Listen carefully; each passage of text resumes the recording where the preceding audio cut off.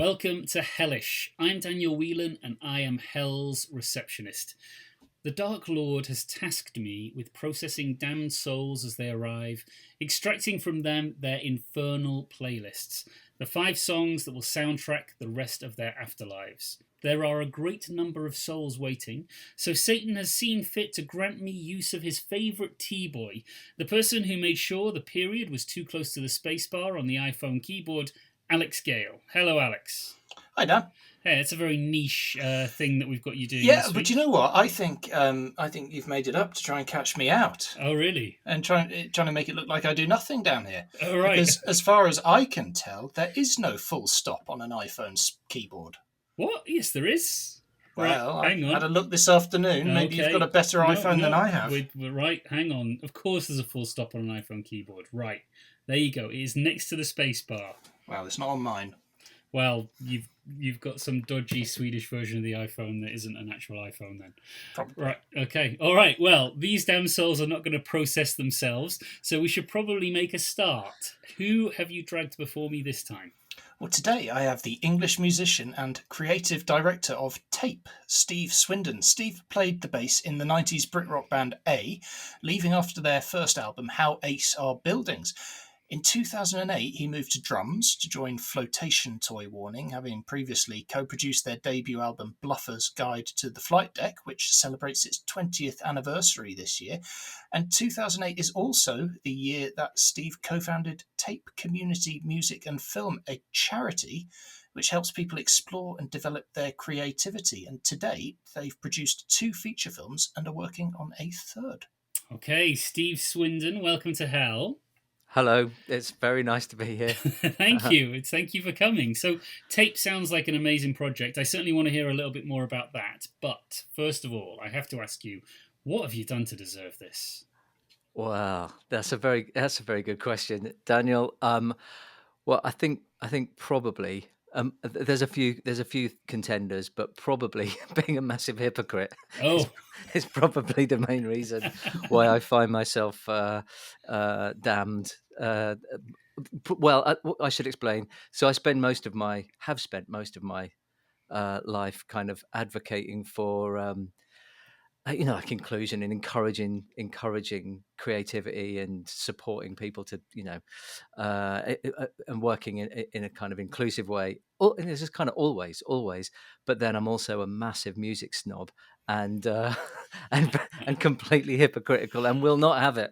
Right. Okay. If somebody tells me that it's just personal taste, I won't have it, and I will argue. So I think I'm here because I'm an enormous hypocrite. That's great. We do like to punish hypocrites down here in Hell.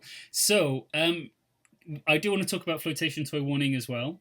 But first, I'd like to hear about Tape. So Alex said that it's a charity that helps people to explore and develop their creativity. What does that mean practically? Like, what do you actually do? Yeah. We were a community arts charity and we just turned 16 years old this summer.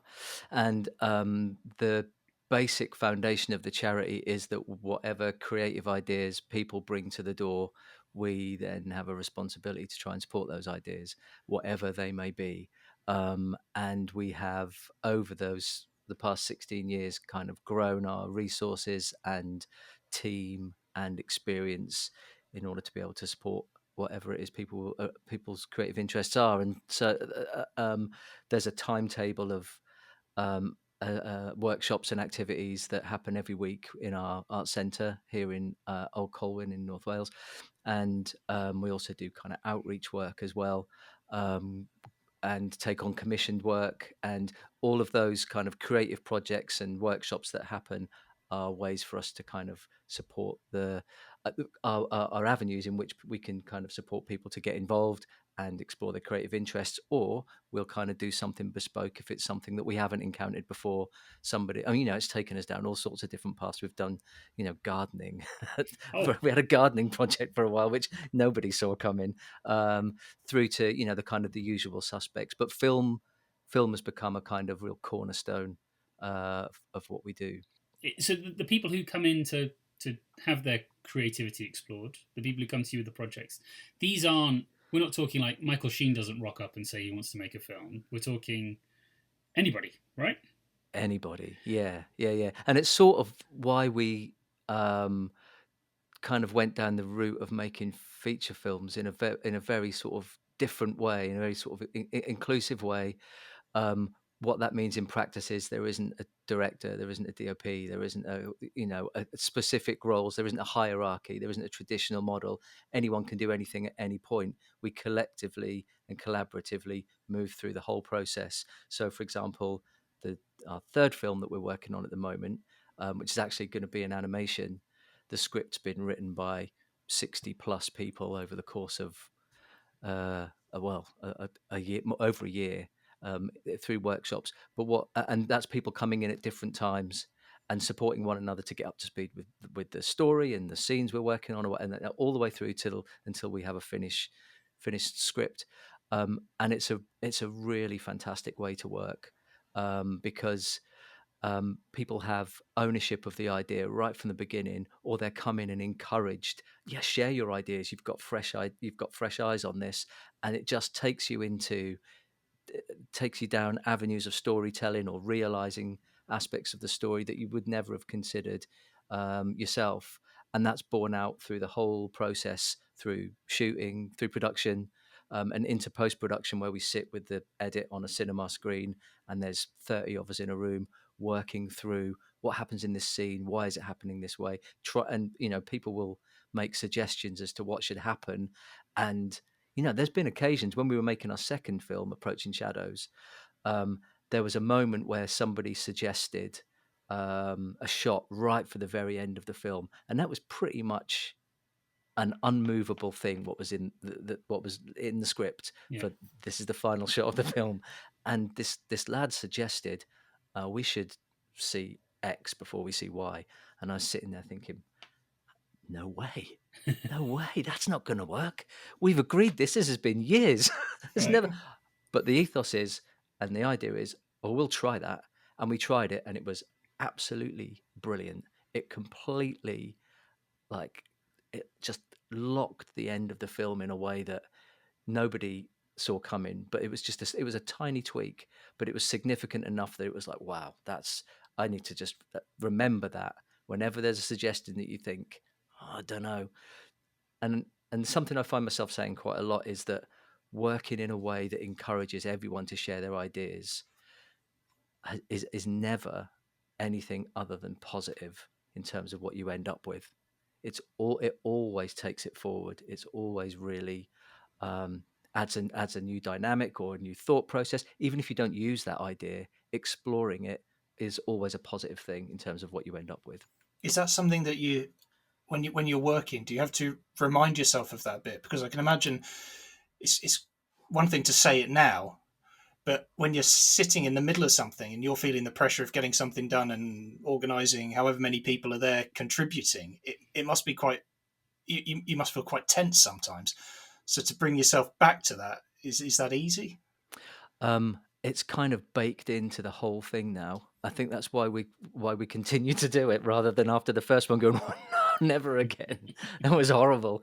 It's an evolving process, and because everybody's kind of bought into it, we are collaborating on every aspect of it. So you kind of remind each other to check in about stuff. And now we're starting to look at processes outside of production to work in a similar way. So, for example, consulting with people about what are barriers to involvement, and we've just recently worked with Final Draft, the screenwriting software company, because we consulted with a group of people for whom screenwriting was an issue, that it was an exclusionary process because of the software that people were expected to use, and the traditional kind of model of working and formatting, etc. And that stemmed from a conversation about language, actually. So what's a practical application of language as a barrier to involvement in the creative industries? So we looked at screenwriting, and Final Draft said, "Oh yeah, what do you need? We'll help."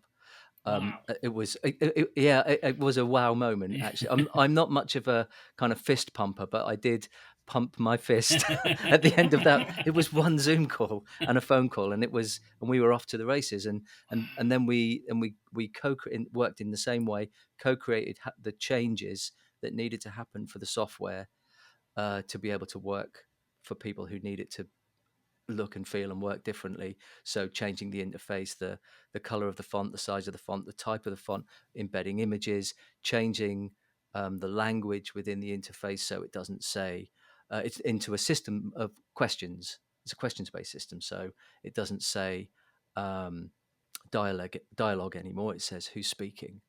No, it doesn't say character anymore. It says who's speaking. Okay. What are they saying? Where are we? Is it day or night? So it's answering questions, and as you answer the questions, the script gets formatted. But then it takes it into one of the things we didn't see coming was when this script is finished, you end up with something that doesn't look and feel like a traditional script. The story's there, it's on the page, and people have been supported to tell their story, but then it has to be reckoned with differently. So then the process is now having those conversations about how do you reckon with this person's idea in the way that they need you to. So I didn't completely answer your question, Alex, but it's, I think what I'm trying to say is that the process itself reminds you, because we do it because it's a collaborative thing. So what is there an end game here? Is this like a young people come in because they want to learn how to be editors or something, or is this literally anyone? Yeah, it is for anyone, and it's people of all ages. Do you have an end game with each thing? No, an end game? No, God, it's because really it's just about being an advocate for people's ideas, and that's the key to the whole thing. Is that when somebody comes through the doors, the real key to it is just taking people's ideas seriously. That's the crux of it. I hear your idea. I think it's really interesting. Let's see where it goes. And being an advocate for that is my job. So that is fascinating. I think this sounds like an amazing project. 2008, when you founded Tape, when it starts, is also the year that you joined Flotation Toy Warning, having produced them before. I'm assuming that Flotation Toy Warning were not in North Wales previously. No. So my first question is, it was 2008 like a big crux year for you? Is this how you ended up in North Wales? Or why did you end up in North Wales, I suppose, is probably the question. Yeah, well, I ended up in North Wales before that. It was probably around 2000 that I came to live in North Wales. And it was after I set up my own kind of video production company, working specifically in like social care settings.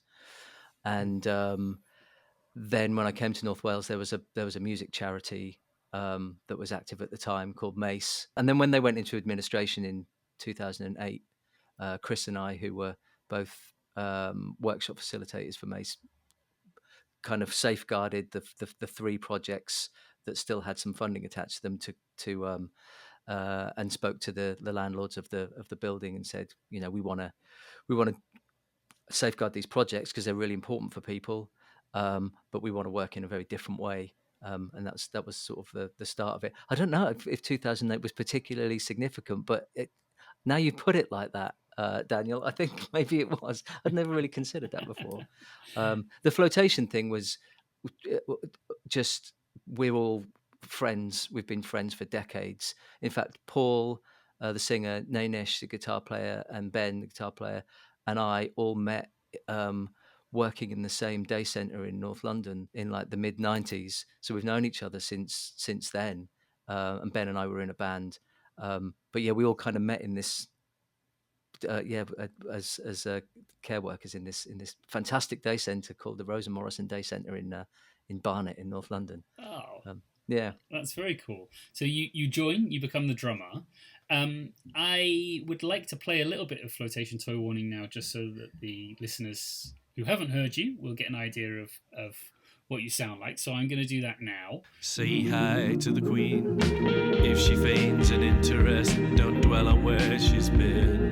See the trees with burning branches, defy the night with palace stanchions. I cannot tell lies to you, I would love her here today. The Queen stands brooding in the basement, a hunger in her eyes. close my eyes and she's hearing me. An ornate freeze and glaze break. Okay, so that's Flotation Toy Warning. Their first album, I think, was 2004. Is that right? The one you Yes. produced. Yeah. Second album, 2017. I think I might know where you're going with this. Yeah. Was that the difficult second album? Yeah. Are you trying to swerve the difficult second album by just like making your sixth album second? Is that what happened? Well, gosh, it's kind of, I don't know if it's my place to even answer, but it takes a long time to make. We did have, after the first album came out, there was touring and stuff, and it was, there was, the album was a kind of cult level, received really really well, and the reviews were really nice, and then there was just a very, it takes a long time for the wheels to turn, and I think there was some illness. Paul, the singer, was poorly for a while, and then it just took a long time. The years flew past so fast, and but there was activity, there was music recorded. You mentioned before about Flotation not being in North Wales, but because we have the studio at Tape, a lot of the recording was done there. We started doing some demoing and recording, and just over time, very slowly. But it just took a long time for the songs to come together and for people to be happy with them. And then there was a flurry of activity towards the end. But I think it was a very long time, but people seemed to really like the record. And then the subsequent touring was glorious. It was some of the best live music experiences I've ever had. Oh, and people still came out. People still came out to see us, which was wonderful. So dare I ask when album 3 is coming? Is that still like a going concern? We've started. Yeah, Hey, we had okay. a session. We had a session in London. We're recording in a wonderful studio called Snorkel Studios that Nainish has some link to, and the first track is up and running and sounding really great. And we have dates in the this is unbelievable. We have dates in the diary through to the end of the year for the next 3 sessions, which is pretty much unheard of. But the first session was so glorious, coming back together and re-entering that world, because it's very specific the way that Flotation works. If any of the rest of the band were here, they would say the same thing. There is a very particular way of working that I think would drive most musicians up the wall, but we all embrace it, and willingly embrace it seems now. So yeah, sooner than a shorter gap than between album 1 and 2. I'm fairly certain. All right, we'll look out for that. So now it's nearly time for us to start choosing the 5 tracks you will meet in hell. Once we've done that, we will then send you off to do some sort of hellish task for all eternity, soundtracked by your infernal playlist.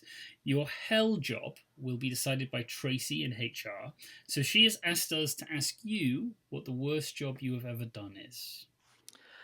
Well, yeah, I've been very lucky with my working life, I think, because for quite a lot of it, I've been my own boss, and I still sort of, as a professional musician, you're self-employed, and same sort of with Tape, really, and but to answer your question, the very first job I had was working at Gateway Supermarket in Lowestoft, where I'm from originally, and as a Saturday worker, and even still today, the smell of kind of a supermarket bakery can send a chill down my spine. Oh, wow. So I did the training to work in the warehouse, and I just didn't like that at all. It was awful. But then one day I got sent. They were short for someone to work on the trolleys and the baskets, and so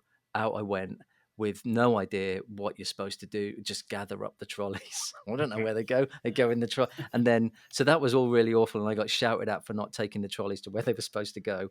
Go and sort the baskets out. So I went into the store, and I was feeling pretty disgruntled at this point, and being a stroppy teenager as well, not taking the authority well. So I started to kind of gather the baskets and thought, I'm going to do this. I'm not going to keep going backwards and forwards. So I made this enormous basket tower. It was huge, and there was no way I should have been. Someone should have stopped me.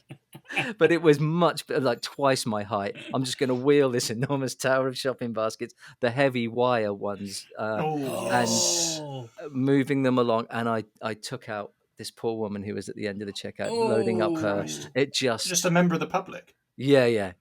Going about her Saturday morning shop, and and I'm so sorry if she's listening. I'm so sorry.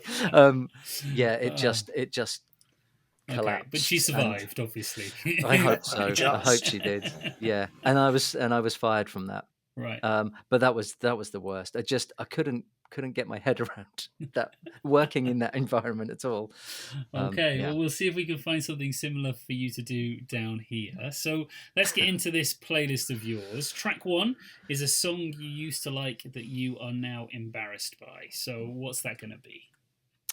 Yeah, I've really leaned into this. I've done a lot of thinking about these choices, and there's a few that could have made the grade here. I was a massive Howard Jones fan growing up, and I went back and listened to some Howard Jones, even some really terrible B-sides, and but still have a nostalgic love for those songs, amongst other artists. But the one that I went for is a track called "Blessed Days" by Then Jericho.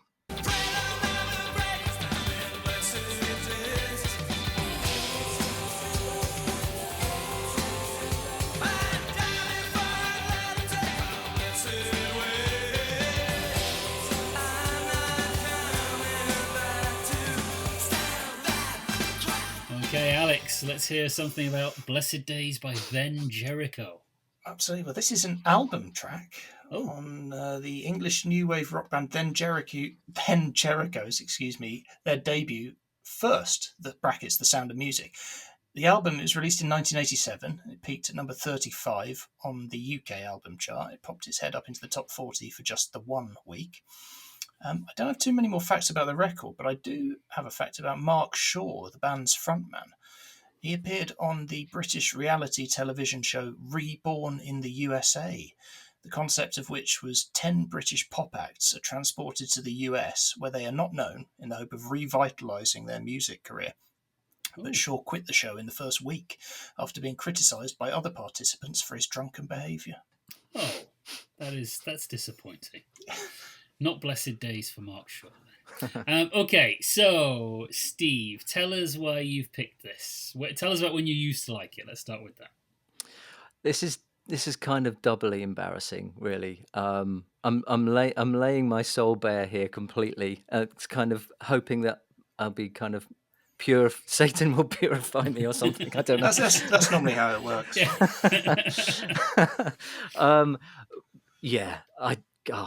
We didn't get to the bit in the song with the fake brass stabs. Yes. We're going to talk about those. Don't you worry. Oh, are we? Okay, cool. I'm going to play them. I'll play them for you now. Here we go. Here are the fake brass stabs.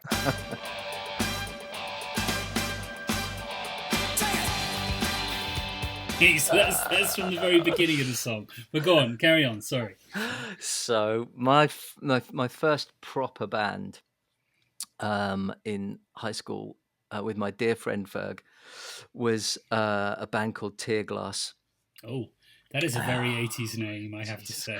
Christ, I mean, yeah, there was a song. It was a song first about a lad who cried himself to sleep every night and had a little glass next to his bed that he would catch all his tears in.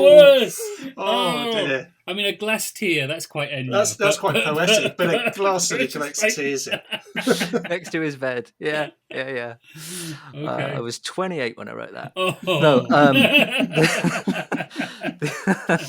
No, yes. So in that band, we covered that song. Right. And there was a certain amount of rebellion attached to singing the word crap, I think. Oh, okay. Oh dear. Yeah, this is full confession time. There's that ow that he does at the beginning of the song, which is truly awful. And in the bit that you just heard with the fake brass stabs, it goes, there's a guitar strum, Yeah.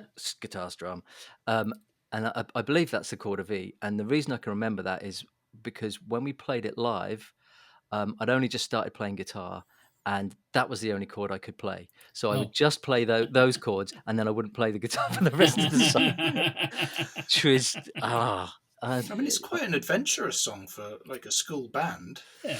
well, we Ferg, who I mentioned before, was and still is an absolute like engineer, electronic musician wizard, and he's a couple of years younger than me. And when we were growing up, he was he was also a massive Howard Jones fan, and he had banks of synths, and he had drum machines, and he had his BBC computer, and everything was kind of programming. All of our songs were programming and synth based stuff. So it was all he could just program all of that Oh, that's stuff. good.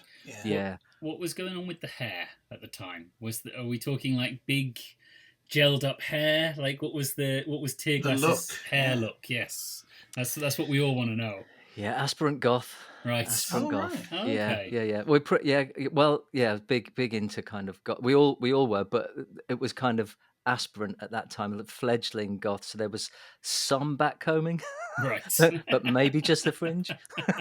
not brave enough to backcomb the whole head of hair just yet. Yeah, but it was. There is a recording of us playing Blessed Days that I still have somewhere on a cassette. Wow. You're gonna have to really torture me to get that. Oh, we've got eternity. Yeah, we've got eternity and a social media account, so we'll see how that goes. What I was going to say about these. So this is the first time I had heard this song. I don't know about you, Alex. Had you heard this before? I think I'd vaguely heard the name Then Jericho, but I could not pick a song out of a lineup. Yeah, I was exactly the same. I remembered the name from like reading smash hits when I was 10 or whatever, but I didn't know this song. I don't think I know any other Then Jericho songs apart from this one. When it started with those stabs, I thought, oh, this sounds like Bowie in the 80s. I thought like when those stabs go, it's like, right, this is the worst of David Bowie in the 80s. And I thought, okay, that's fine. I kind of get where that's going on. But then when it actually starts going, which is this bit I'm going to play now,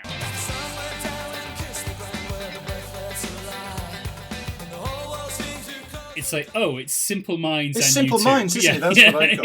Yeah. It's like it sounds to me like a generic 80s rock band. Sort of like maybe on an American TV show, they'd have them just on the stage in the background. Yes, but they'd have to make up the songs. Yes, because they couldn't pay for the actual Simple Minds. And that made up band would probably be called Tearglass. I found that. What year was this, Alex? Remind me what year?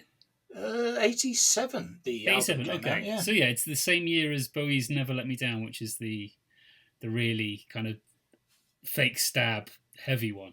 Jesus, was it 87? I was old enough to know better by then. Well, there we go. That's why we ask you. So, track 2 now is a song that is universally adored, you cannot stand. Well, I think this could be probably the majority of universally adored songs for me. As I said before, I'm a massive music snob, total music fascist. So it would be most things. But if I'm going to be, guns ahead, I've chosen Heroes by David Bowie. Oh, this is very controversial, Steve. Here we go. Let's hear a little bit of that. No, nothing will drive them away. We can beat them just for one day. We can be heroes just for one day. Okay, so Alex, tell us something about Heroes. Well, this song is track 3, side 1 on the 1977 album of the same name. It was released as a single and written by David Bowie and Brian Eno and co-produced by Bowie and Tony Visconti. In 2004, Rolling Stone rated Heroes number 46 in its list of the 500 greatest songs of all time. Then, in what can be described as a strange move, or more kindly a critical reappraisal, they later moved the song up to number 23 when the 2021 list was released.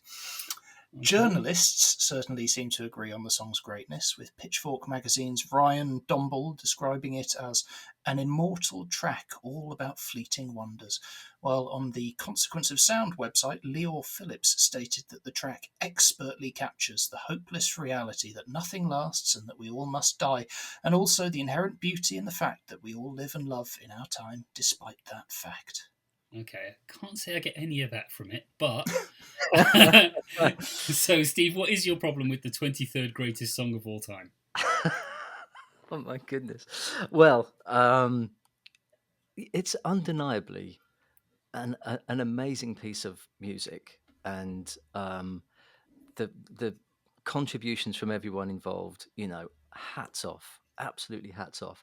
I cannot stand listening to this song anymore because of its association with sports montages I was and going to say, is it? advertising, Mm. and oh my god, it's been bankrupted by fundraising. It's the attachment to other things that this song has utterly ruined it for me. And it's very much akin with songs like, you can file it next to Heather Small's "What Have You Done Today to Right, Make Yourself Feel yes. Proud," songs like that. Seven Nation Army is on the fringes of that now, with just the amount of crowd Overuse. Mm. use of that song. But it's a we, bit we are different the with this one, though, champions. isn't it? This one is very specifically sort of. Well, those other songs are like about winning, or you've done well in a sporting occasion. But this one, you can apply this sort of. You can see it on Red Nose Day, couldn't you? The Exactly end right. of like their team have built a house for some underprivileged kids way down in a forgotten part of the Yeah. world, and your regular milkman's turning up, and they sort of put a montage together with this. Yes, the exactly right, the X Alex. Factor contestants covered it for charity one It year. works for them as well. It works for Yeah. X Factor contestants. Yeah. One Yeah. of the things I would say is that I'm generally averse to any song that is going out to try and inspire me. Right? I don't like "Proud" by Heather Small, because it's like who do you think you are, Heather Small? Like, what have you done today to make you feel proud? Right? I don't like that kind of stuff at all. This, I don't think that is his intention. I think it has been co-opted Oh, to indeed, yeah. be that. Did David Bowie? I'm not the expert you are, Dan, but he's not shy in selling his wares, is he? No, God, no. So he's kind of I've responsible for this. I've got loads of box sets that would tell you that David Bowie and his estate. No, but I mean, not shy. I mean, like sort of selling them for commercial reasons, perhaps to Oh, advertisers. you mean like to advertising or, and stuff? Yeah, that kind of thing. Well, I suppose that is part of it. That I mean, Steve, you might know about this more than us. That I guess when somebody comes calling to use your track, it can be hard to turn down free money, I suppose. I think it's probably the sort of thinking around that has changed in more recently, because it is so hard to make money as a musician, and to generate revenue from your music, and certainly if that's your main source of income, yeah, absolutely. With Flotation, I think it's only happened once, twice maybe. I know that Happy 13 was used in a trailer for a CSI. Right. Miami, I think, which is really bizarre. I can't get it to sit. When you watch it, you can see it on YouTube as a trailer. It's got, and it just doesn't sit. The two tracks, it's really bizarre. The images, but I think it's because the guy who cut that trailer was a fan, and just I've been trying to get your music into a trailer for ages. So, but so there's a little bit of money generated for that. So yeah, but I don't think at that point Bowie was necessarily Strapped for cash. Strapped for cash. Just mentioning Heather Small as well. I have a story about the use of that song in this context as well. Okay. When I first started my video production kind of business, I made a series of films with Nottinghamshire Police about like community safety type stuff, people in vulnerable groups, and worked with the police. And they really wanted that song as like the theme for this series of 3 short films. Right. So okay, Were they worried that there wasn't enough crime and they wanted more crime to happen? Is that why? No, go on. Sorry. So I contacted the publishing company. I forget who it was now, but to say, can we use this snippets of this song? Told them what it was. It's a really, it's a good. I was on the other side of the fence for this. I was encouraging more, bankruptcy of a piece of art, and then got a reply from the publishers that said Heather has decided that she doesn't want to use this song in conjunction with the police anymore because it's already been used by about 6 other police forces, and she doesn't want it to be the police's anthem. So we couldn't use it. Yeah. There you go. So, well, I suppose it is. But you could just imagine they must fault. have been at their big police conference and they've been jealous of each other's videos and gone, we've got to get one of those. Yes. With a Heather Small on it. Part 1 is now at an end, but fear not, part 2 is on its way after we take a short break full of advertising goodness. Might hear some Heather Small, you never know. If you'd like to skip the messages and instead hear about the artist Steve will meet in hell, then you can become a Patreon subscriber. Simply head over to patreon.com/hellishpod, throw us a few coins, and you will have access to our back catalogue of extended, ad-free episodes.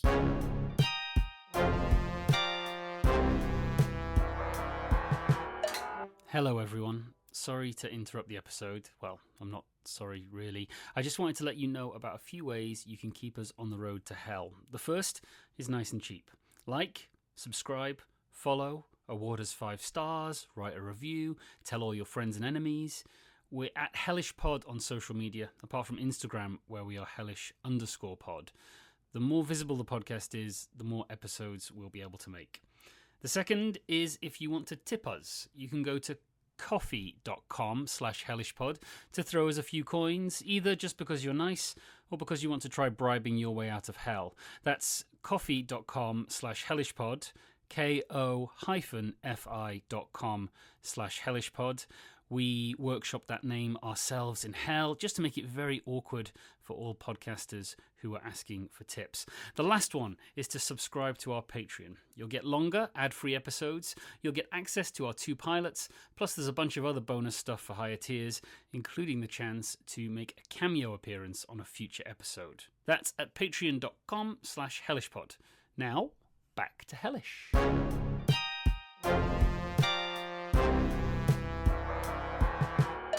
Welcome back to Hellish. We are just about to pass the halfway point on musician Steve Swindon's Infernal playlist, which means it is time for things to get serious. Steve, I would like a track that reminds you of a hard time in your life.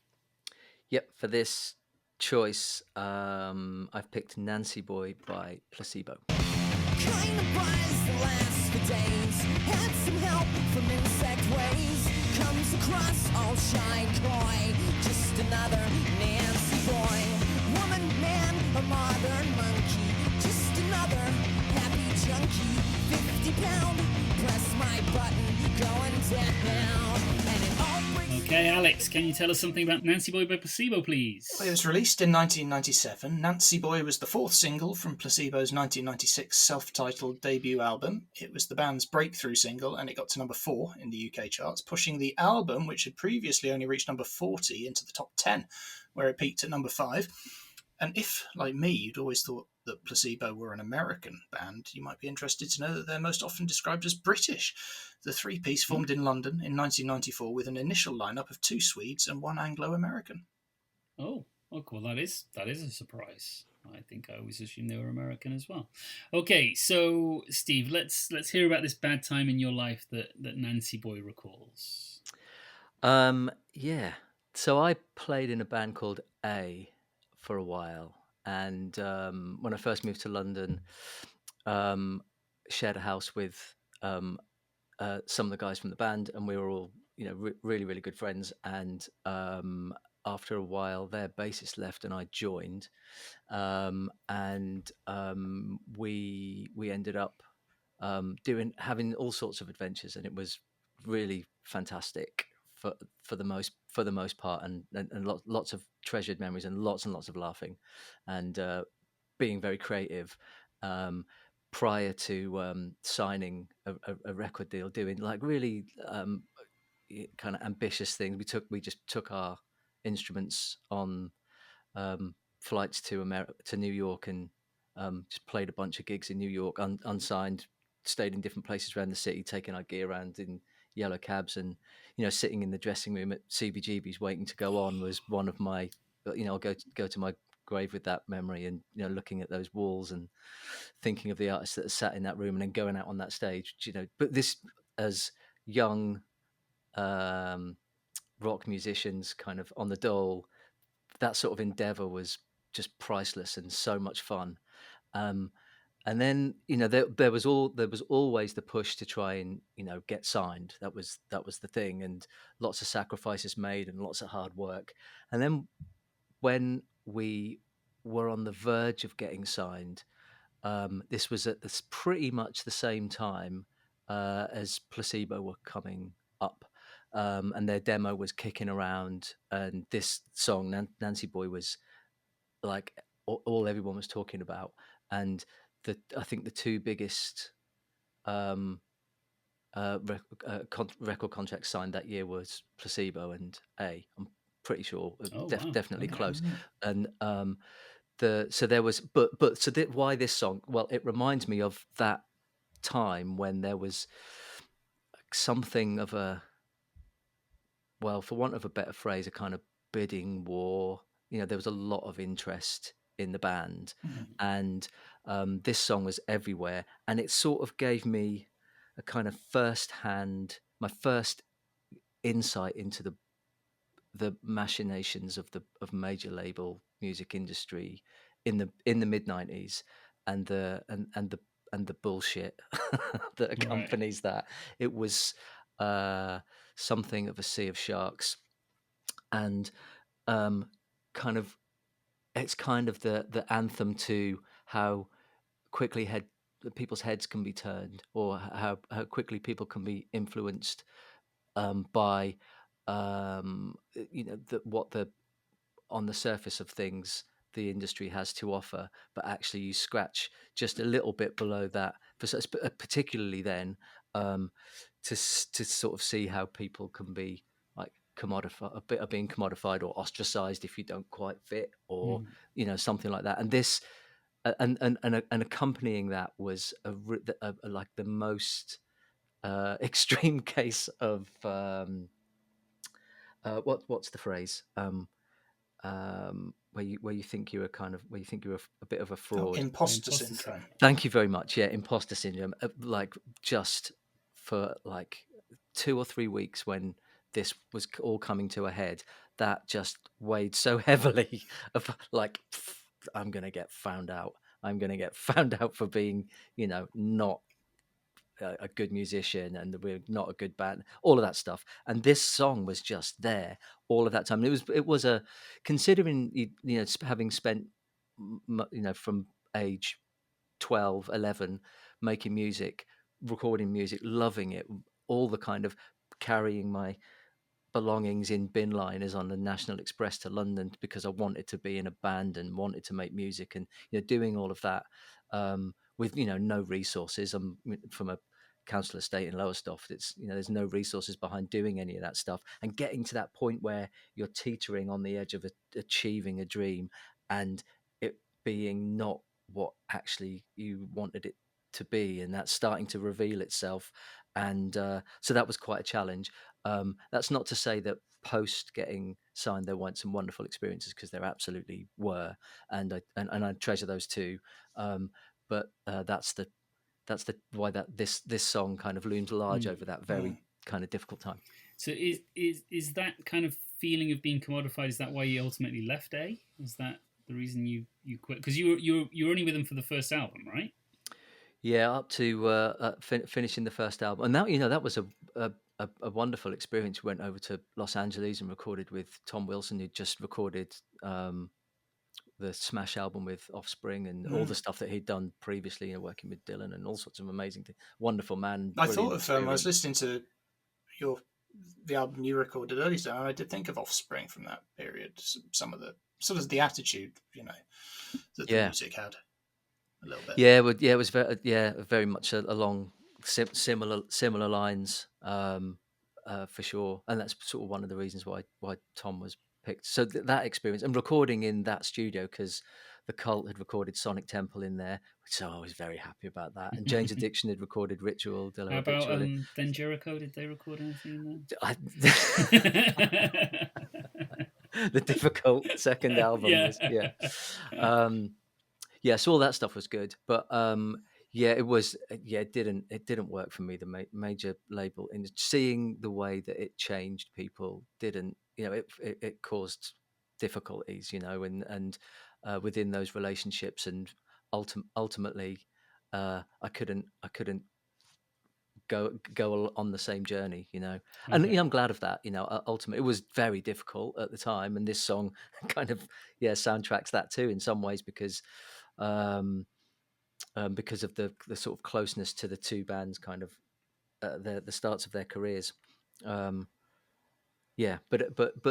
Ultimately, the experiences that I had being part of that band have, just massively informed, the way that I've been able to get involved with music subsequently.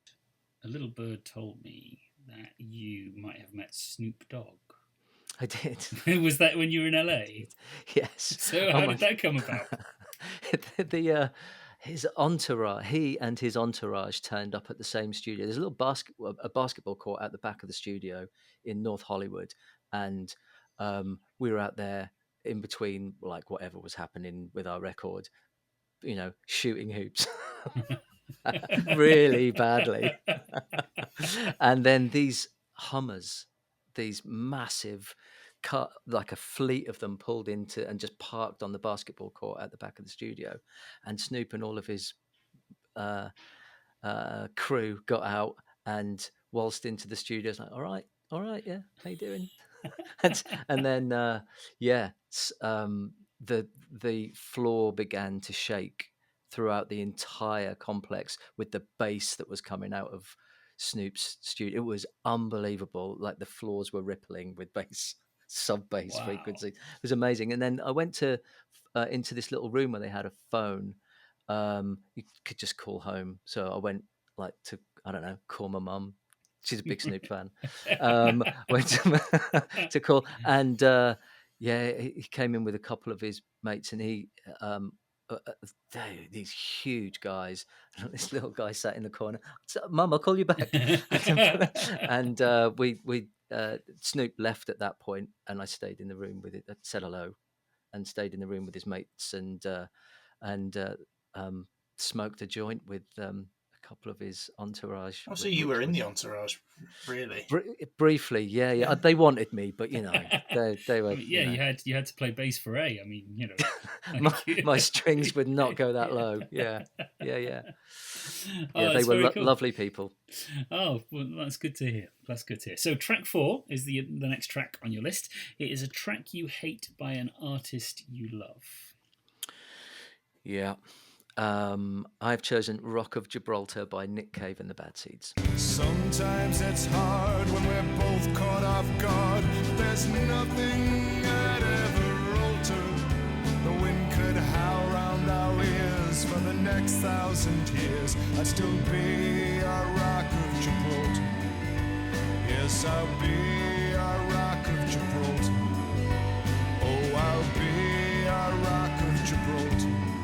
Okay, Alex, let's hear something about Rock of Gibraltar. Well, this is the 8th track on Nocturama, the 12th studio album by Nick Cave and the Bad Seeds. It was released as a single on September the 1st, 2003, and reached number 136 on the UK chart.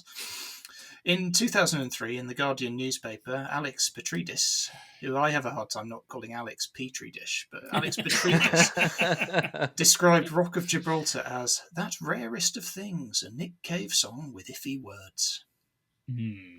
Yes, I think that's fair. So let's talk about your love of Nick Cave first, Steve. I do love Nick Cave. I do. I always have, from seeing him. I think it was the Mercy Seat video on Snub TV, which was an amazing TV show in the maybe early 90s.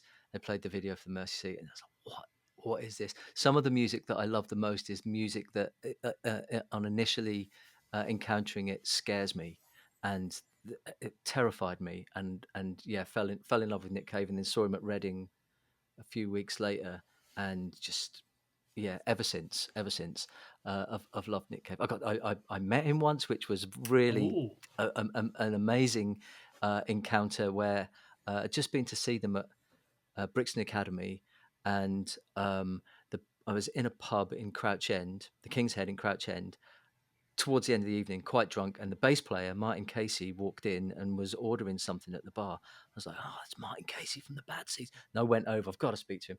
Martin, I love your bass playing. I just, I was drunk and and excitedly telling him how brilliant he was, and he's like, "Oh, mate, no one ever recognises me." And it's like, "Oh well, I think you're brilliant." And he's like, "Oh, okay, cheers, mate." And he went. And just over the road from that pub is the Church Studios that Dave Stewart, his studio. I don't know if he still has it, but no, that's it's kind of good. David. What's his name? David Gray took it over, and then it's been sold on since. I used to live in Crouch End, so There we go. so, You know exactly yeah. where we are. Yeah, exactly. So in a drunken kind of excitement, I said, they must be recording in the studio. So I legged it over the road. Went, "Oh, Martin, could I get your autograph and the rest of the band? Is that cool?" And he went, "Come with me, mate." Opened the door. He didn't say anything else after that, and he just walked. He opened the door, walked me down this long corridor and into this huge live room. And there, at the end of the live room, was a grand piano, and the lid was up, and just under the lid, I could see Nick Cave playing piano. And he walked myself and my girlfriend at the time over and he said, "There's a couple of people want to meet you, Nick," and he left. Which in some ways was good that I didn't know it was going to happen. Yeah. But also I had nothing. It's just and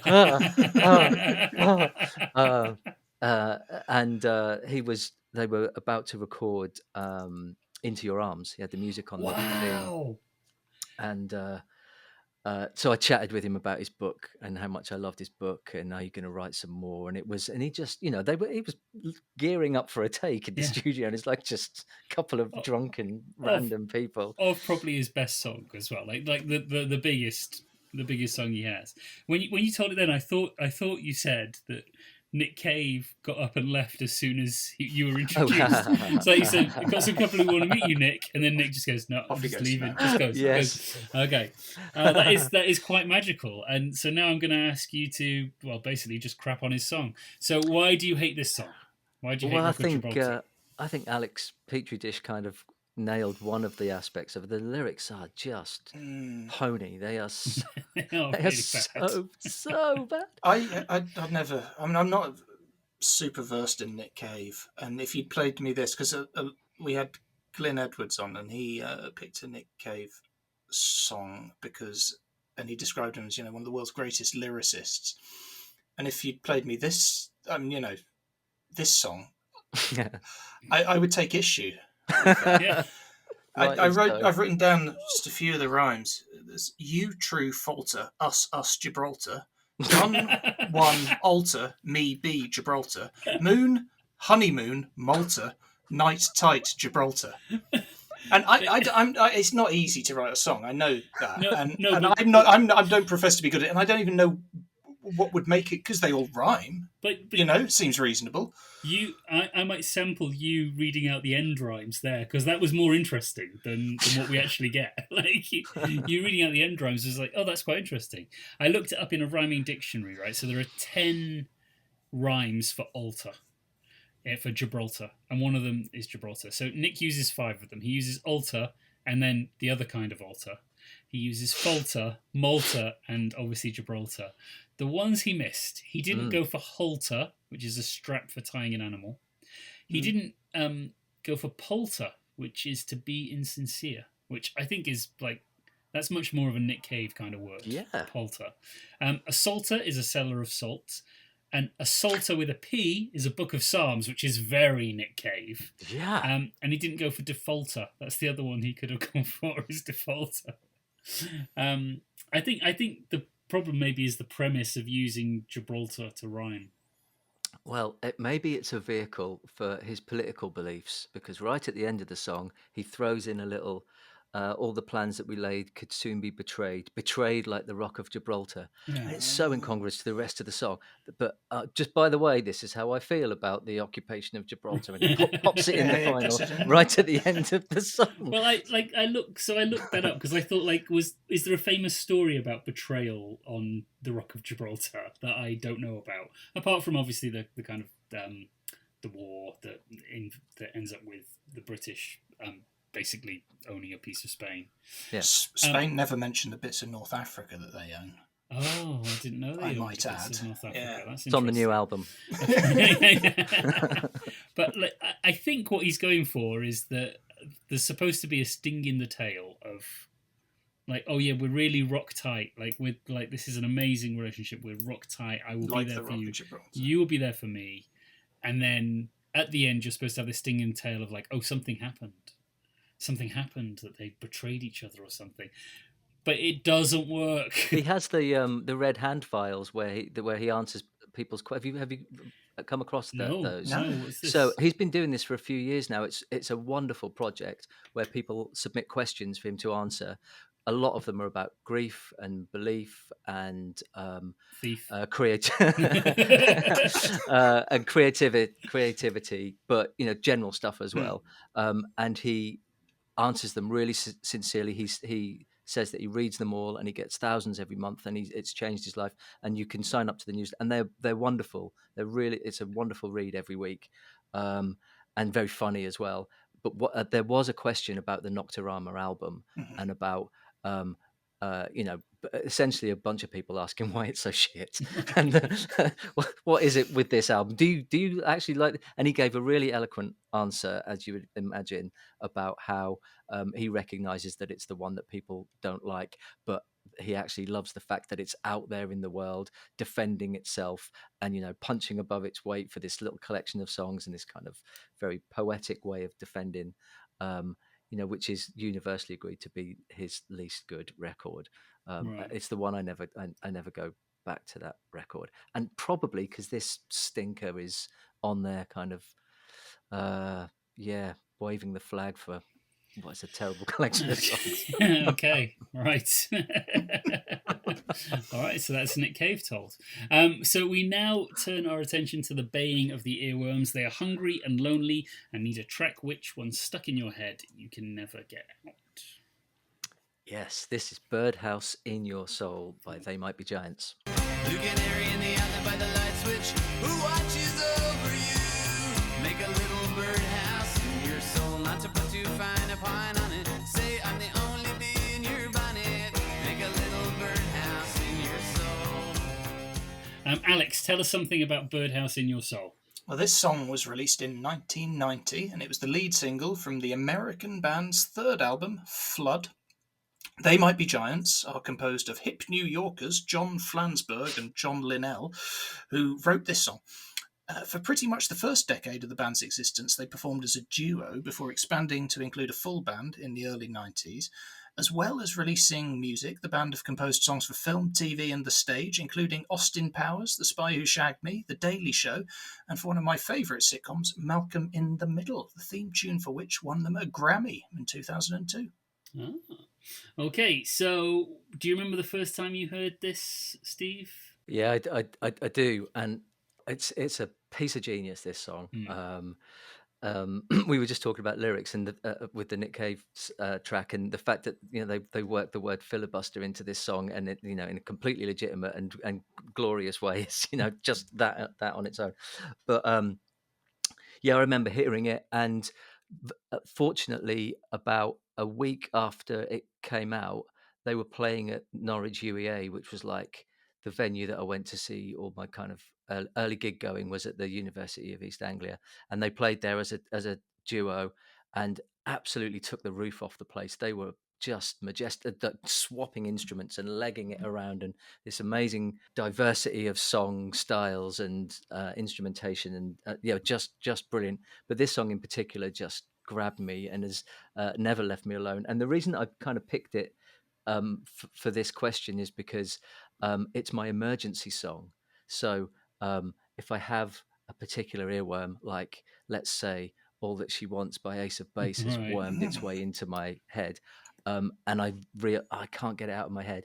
I have made a decision with myself that I will just start singing Birdhouse in Your Soul, and it just eradicates. It's like It's the antidote. it's like to sniffing coffee beans between perfume samples.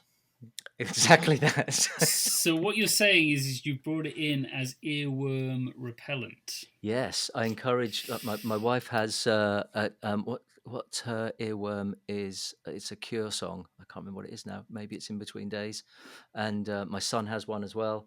And I encourage people to have it, especially if they say, "Oh, I've got this song in my head." You need an emergency song, and this has been mine for decades. That noise is Tracy from HR. She has got your work placement, Steve. And so while I go and collect it, Alex, can you recap his Infernal playlist for us, please? I can indeed. A track that Steve's embarrassed he used to like is Blessed Days by Then Jericho. A track universally adored that Steve cannot stand, Heroes by David Bowie. A track that brings back bad memories is Nancy Boy by Placebo.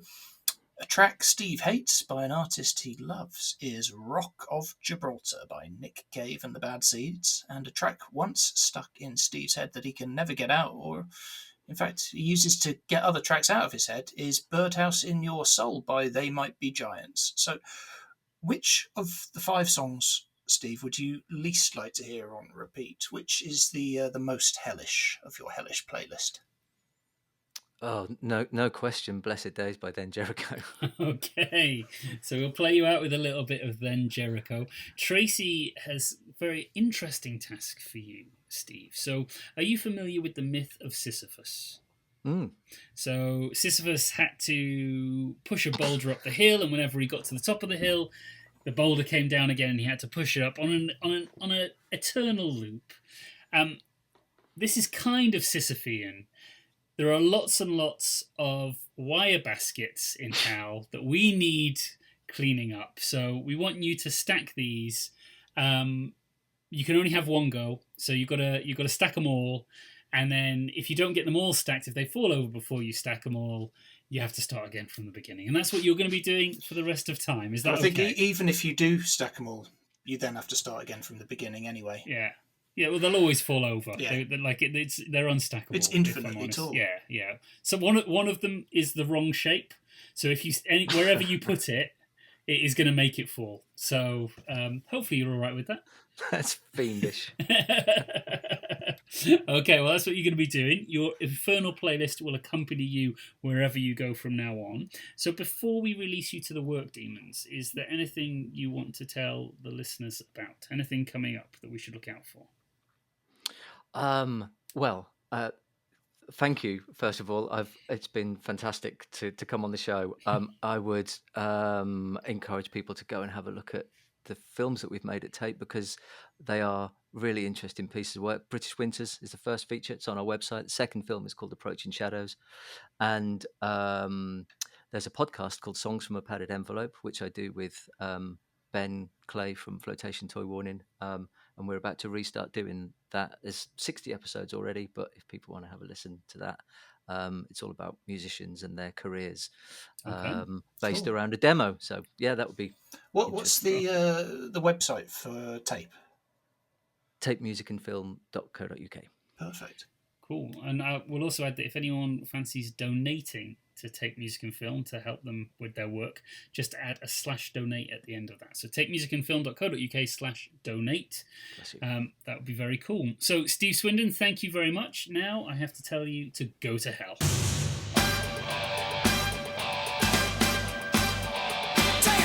Hellish was written and presented by me, Daniel Whelan, and Satan's favourite full-stop refusenik, Alex Gale. You can support the show on patreon.com/hellishpod, find us on social media at hellishpod, apart from Instagram where it's hellish_pod. You can listen to all of Steve's choices and our ongoing Ultimate Infernal playlist, bringing everyone's choices together at hellishpod on Spotify. And until next time, damn you all to hell.